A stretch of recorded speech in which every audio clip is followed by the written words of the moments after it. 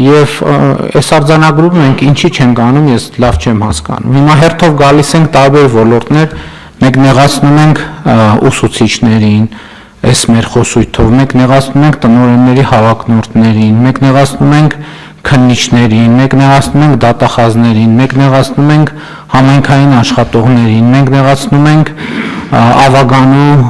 անդամներին, մենք նեղացնում ենք ինքներս մեզ, ասելով որ չենք կարող կառավարել ինձ ոնց որ պետքա կառավարել։ Երեք երբ որ ես հերթական հանդիպումն էի ունենում քաղաքացիների փոքր խմբի հետ, իրական Հայաստանի գաղափարախոսությունը քննարկելու համար, մի քննարկման ընթացքում մի այսպիսի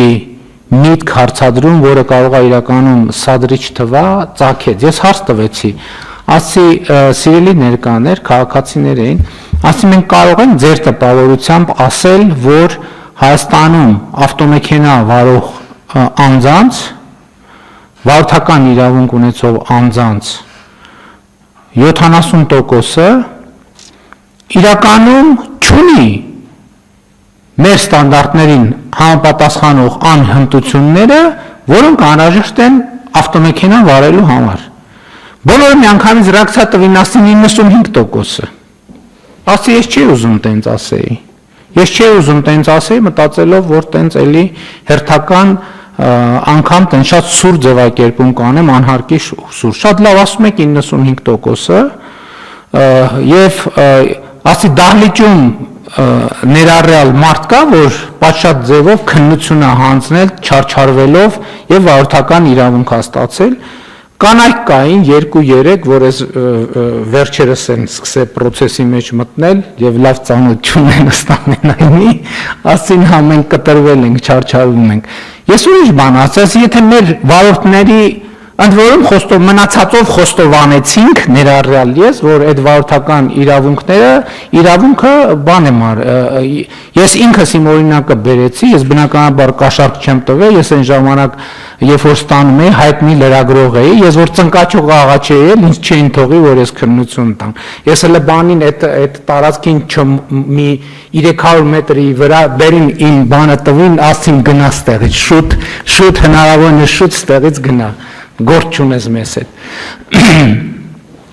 Ես ուրիշ հարց տվի, ասի լավ, եթե վարորդների 95%-ը այս տրամաբանության մեջ է, իսկ կարող ենք ենթադրություն անենք, որ Հայաստանում աշխատող օրինակ սանտեխնիկների 70%-ը չի համապատասխանում այն ստանդարտներին, որը անհրաժեշտ է սանտեխնիկ աշխատելու համար։ Լսարանը ռեակցիա տվեց, ասեց 80%, 85%, մարդիկ բոլորը պատրաստ էին պատմել, թե ինչ տեղի ունեցավ այն ժամանակ, երբ որ իրենք ծորակը փչացել էր եւ իրենք սանտեխնիկ հրավիրեցին, որպեսզի այդ ծորակը կառուցվի։ Ու սենց մենք տրամաբանությունը, եթե հիմա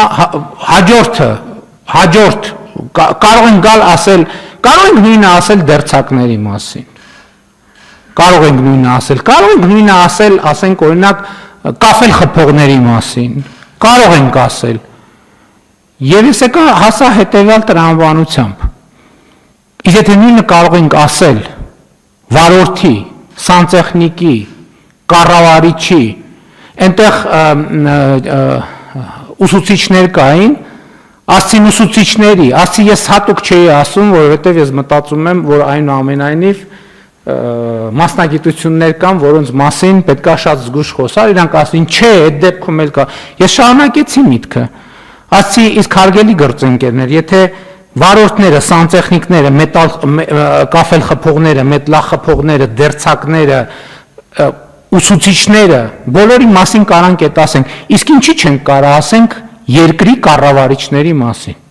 Ինչի չենք կարող ասել քաղաքական գործիչների մասին։ Որովհետև եթե դա է կանոնը, դա կանոն է բոլորի համար։ Իսկ ինչ պարտադիր է, որ դու մեքենա վարել իմանաս, որ դու մեքենա վարես։ Որովհետև մեքենա վարելը նույնն է մեքենան A կետից B կետի տեղափոխելու հետ։ Բացարձակապես նույն բանն է։ Իսկ ինչ կա, մեքենա վարելը սրանք լրիվ գժվել են։ Մեքենա վարելու մեջ բարդություն կա, ոտը դնում ես գազին, հիմա այնքան բարդ չի, մի ժամանակ էր որ պերվի կար, վտարոյի կար, տրեցի կար, հիմա չկա ոչի բան, դնում ես դեի վրա ու գազ ես տալիս, ինչքան գնացիր, քանի հոգի ճամփին ինչ կլինի էական չի, բայց մենք պետք է հասկանանք, որ սա, ընեն չի, մենք գնում ենք ասում վայ վարորդական իրավունքների ես համակարգի դեմ կռիվ տանք պայքարենք, հա շատ լավ կռիվ տանք պայքարենք, հետո բանի, հետո ուսումնարանում, հետո դպրոցում, հետո կաֆել խփող, հետո այն մեկը, չէ ժողովուրդ ջան, եկեք ի վերջո խոստովանենք, որ ամենտեղ եւ ամենուր այդ նույն վիճակն է, ներառյալ կառավարման համակարգում, իսկ եթե կարելի է նույն կերպ մեքենա քշել, ինչի չի կարելի նույն կերպ լինել հազար ներողություն, չեմ ուզում, ինչի չի կարելի նույն կերպ լինել կառավարության անդամ, ինչի չի կարելի, ով ասե, որ չի կարելի,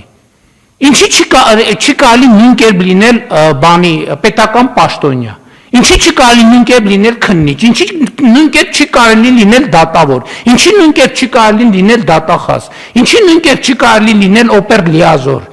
ցանկացած բան, ինչի նույն կերպ չի կարելի, ով կարա բացատրի, ինչի, եթե կարելի է վարորդ լինել, չիմանալով մեքենա քշել,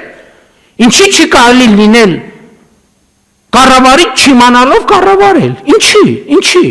եթե դա հանրության մեջ կոնսենսուս է, որ կարելի է տենց, ինչ տարբերություն, ինչ մեքենա ես վարում, և մենք պետք է խոստովանենք, 7 տարվա մեջ ով վերակենում առավոտից իրիկու ասում եմ, այս կառավարությունը սխալ կադրային քաղաքականություն է վարում։ Հա կառավարությունը սխալ կադրային քաղաքականություն է վարում, որովհետև երկրում կադրային ճգնաժամ է, մարդկային ռեսուրսի ճգնաժամ է, հարգելի գործընկերներ։ Իսկ գիտեք ինչի է ճգնաժամ։ Որովհետև մի երկրում, որտեղ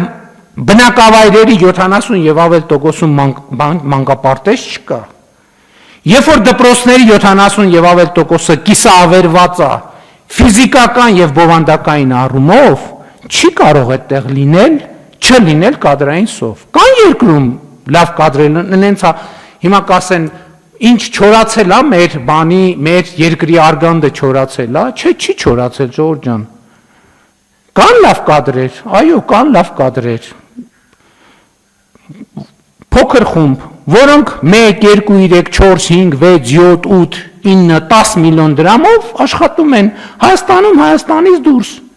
Եվ չեն էլ գա աշխատեն կառավարությունում, հələ մի բան չի, 400-500 հազար դրամ ստանան, ամեն ստացած կոպեկի հետ էլ անեծքը հետը տանեն տուն։ Էլի բանը, պարգևավճարը, էլի պարգևավճարը, մեր բաները տարան, պարգևավճարը վճարեցին։ Եվ ինչի պետք է, սա շատ լավ տեսարան է, շատ լավ, բայց սա ուրիշների մասին չի, ժողովուրդ ջան, սա մեր մասին է, հերիք է այդ բանը, այդ սրբազանացման բանից պետք է դուրս գանք։ Մենք մեզ այդ սրբազանացնելու տրամաբանությունից, սա մեր դեմքն է, սա մեր պատկերն է։ Նույնն է մեզ հետ կլինի, եթե մի հատ սենց տեստ է մենք անցնենք, նույնն է մեզ հետ արնելու, խնդրում եմ հանկարծ եկեք բան չանենք, ինքներս մեզ չխաբենք, նույնն էլ մեզ հետ արնելու, նույնն էլ մեզնից առաջների հետ էր ելնելու, ընենք չլնի էլի, նույնն էլ նրանցից առաջների հետ էր ելնելու, որովհետև